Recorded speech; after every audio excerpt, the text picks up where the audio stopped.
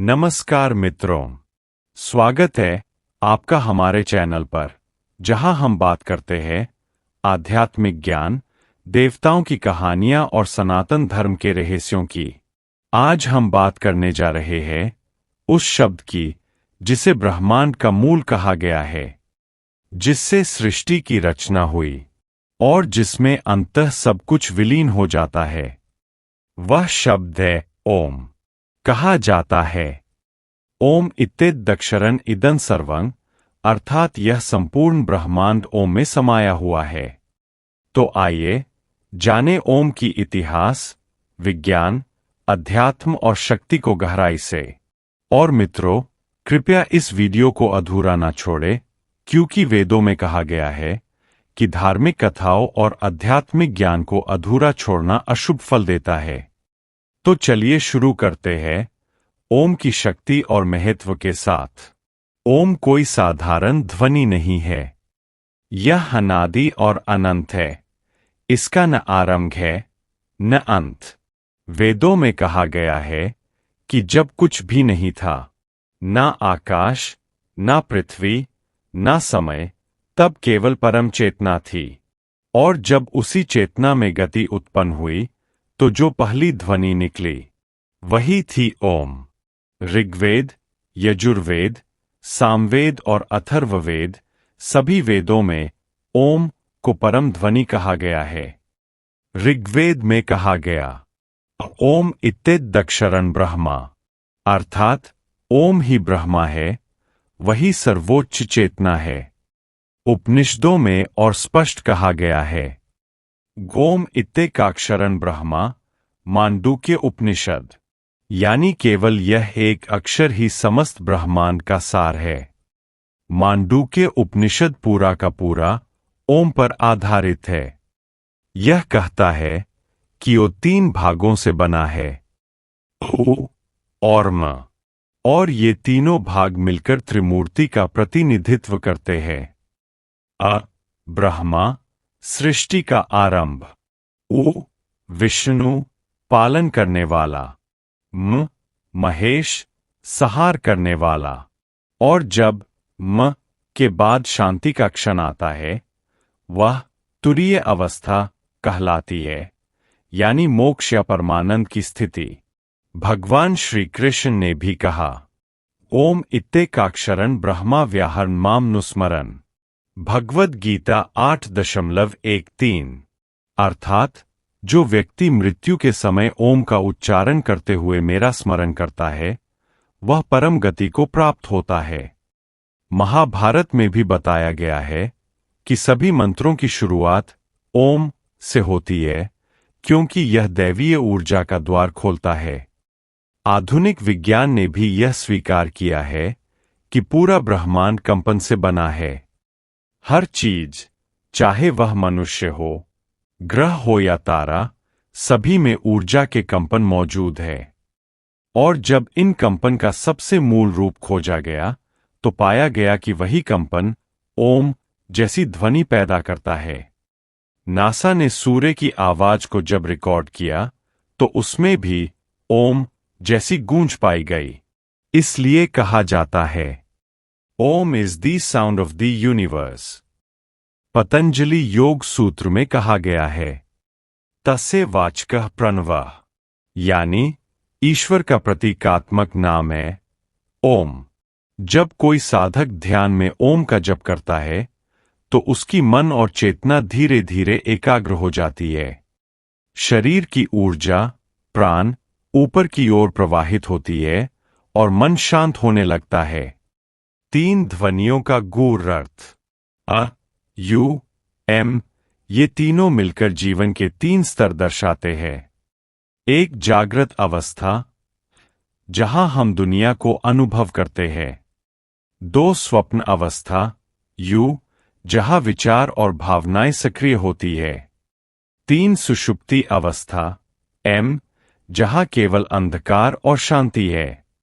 इन तीनों के बाद जो मौन आता है, वही है तुरीय अवस्था, जहां आत्मा और परमात्मा एक हो जाते हैं। जब हम ओम का जप करते हैं, तो यह ध्वनि मस्तिष्क की अल्फा वेव्स को सक्रिय करती है। इससे मन शांत होता है, तनाव कम होता है और ध्यान की स्थिति बनती है। वैज्ञानिक प्रयोगों में पाया गया है कि ओम का कंपन हृदय गति को नियंत्रित करता है, रक्तचाप घटाता है और मन में सकारात्मक भावनाएं उत्पन्न करता है। भारत के कई मंदिरों की रचना ऐसी होती है कि जब वहां ओम का उच्चारण किया जाता है तो उसकी गूंज चारों दिशाओं में फैलकर ऊर्जा का केंद्र बना देती है। यह सिर्फ आध्यात्मिक नहीं, वैज्ञानिक संरचना भी है। आज के युग में जब मनुष्य तनाव, भय और अस्थिरता से घिरा है, तब ओम का जप मन की दवा बन जाता है। यह मन को स्थिर करता है, आत्मविश्वास बढ़ाता है और भीतर शांति लाता है। सुबह के समय ब्रह्मा मुहूर्त में सुबह 4 से 6 बजे के बीच शांत मन से रीढ़ सीधी रखकर आंखें बंद कर ओम का जप करें। हर जप में श्वास अंदर ले और ओम को लंबा खींचें। यह एक चक्र पूरा होता है। ऐसे 108 बार जप करने से मन के सभी विकार धीरे धीरे समाप्त होने लगते हैं। ओम का जप ध्यान की गहराई बढ़ाता है। यह आपको विचारों से परे की स्थिति में पहुंचाता है, जहां केवल शुद्ध अस्तित्व रह जाता है। निरंतर ओम जप से क्रोध और भय समाप्त होते हैं, नींद गहरी होती है और व्यक्ति शांत, करुणामय और संतुलित बनता है। ओम किसी एक धर्म का नहीं है, यह सृष्टि की सार्वभौमिक ध्वनि है। इसलिए बौद्ध, जैन, सिख सभी पंथों ने इसे अपनाया है। अमेरिका, जापान और यूरोप में आज हजारों लोग ओम मेडिटेशन करते हैं, क्योंकि उन्होंने इसकी विज्ञान और शक्ति को अनुभव किया है। ओम सिर्फ एक शब्द नहीं, बल्कि जीवन का मूल स्वर है। यह वह ध्वनि है जिससे हम आए हैं और जिसमें हम अंत में लौटेंगे। अगर हर दिन कुछ मिनट ओम का जप किया जाए, तो जीवन में शांति, स्थिरता और दिव्यता स्वतः उतर आती है। यही कारण है कि जब हम किसी भी देवता का मंत्र बोलते हैं, जैसे ओम नमः शिवाय, ओम नमो भगवते वासुदेवाय या ओम ह्रीं क्लीं चामुंडाय विच्चे, तो ओम उस मंत्र को शक्ति प्रदान करता है। ओम को 3 अक्षरों में बांटा गया है, अ, उ और म। ये तीनों अक्षर क्रमशः ब्रह्मा, विष्णु और महेश का प्रतिनिधित्व करते हैं। यानी सृजन, पालन और संहार तीनों शक्तियां ओम में समाई हुई है। ओम के बिना कोई भी मंत्र अधूरा माना जाता है, क्योंकि ओम वह ध्वनि है जो हमारे मन, शरीर और आत्मा को एकाग्र करती है। जब हम ओम का उच्चारण करते हैं, तो हमारी श्वास और चेतना एक लय में जुड़ जाती है। वैज्ञानिक रूप से भी देखा जाए तो ओम के कंपन से शरीर में सकारात्मक ऊर्जा का संचार होता है।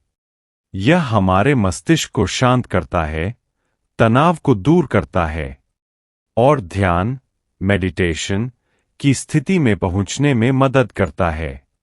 महर्षि पतंजलि ने योग सूत्रों में कहा है, तस्य वाचकः प्रणवः, अर्थात ईश्वर का नाम ओम है।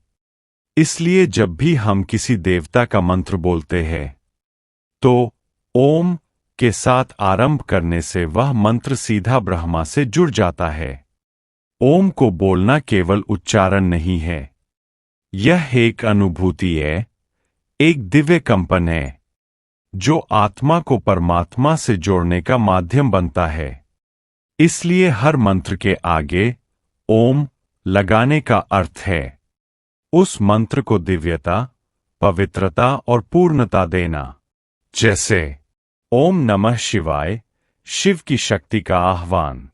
ओम नमो भगवते वासुदेवाय, विष्णु की कृपा प्राप्त करने के लिए। ओम ह्रीं क्ली सरस्वत्यै नमः। ज्ञान की देवी सरस्वती को प्रणाम करने के लिए हर बार ओम जोड़ने से मंत्र का प्रभाव कई गुना बढ़ जाता है। इसलिए हमारे शास्त्रों में कहा गया है, ओम से बड़ा कोई मंत्र नहीं।